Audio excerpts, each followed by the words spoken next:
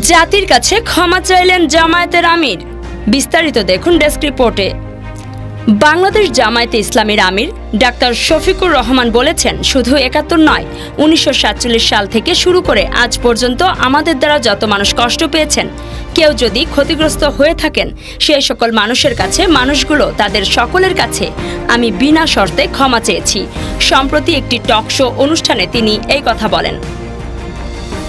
অনুষ্ঠানে তাকে প্রশ্ন করা হয়, যুদ্ধাপরাধের মামলায় জামায়াত নেতা এটিএম আজহারুল ইসলাম খালাস পাওয়ার পর আপনি একটি সংবাদ সম্মেলনে বলেছেন, জামায়াতে ইসলামী বা তার কোনো নেতাকর্মীর মাধ্যমে কেউ ক্ষতিগ্রস্ত হয়ে থাকলে তার কাছে নিঃশর্ত ক্ষমা চাই।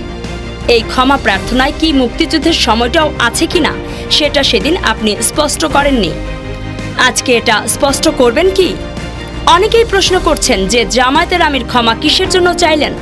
জবাবে জামায়াতের আমির বলেন, শুধু ৭১ নয়, ১৯৪৭ সাল থেকে শুরু করে আজ পর্যন্ত আমাদের দ্বারা যত মানুষ কষ্ট পেয়েছেন, কেউ যদি ক্ষতিগ্রস্ত হয়ে থাকেন, সেই সকল মানুষের কাছে, মানুষগুলো তাদের সকলের কাছে আমি বিনা শর্তে ক্ষমা চেয়েছি।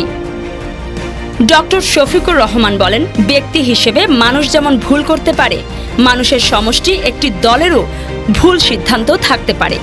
কোনটা ভুল কোনটা সঠিক সেটা ইতিহাস নির্ধারণ করবে। আজকে যেটাকে ভুল বলা হচ্ছে, কাল সেটাই হয়তো সবচেয়ে বড় সঠিক হিসেবে প্রমাণিত হবে। তিনি বলেন, আমরা আদর্শবাদী একটা দল।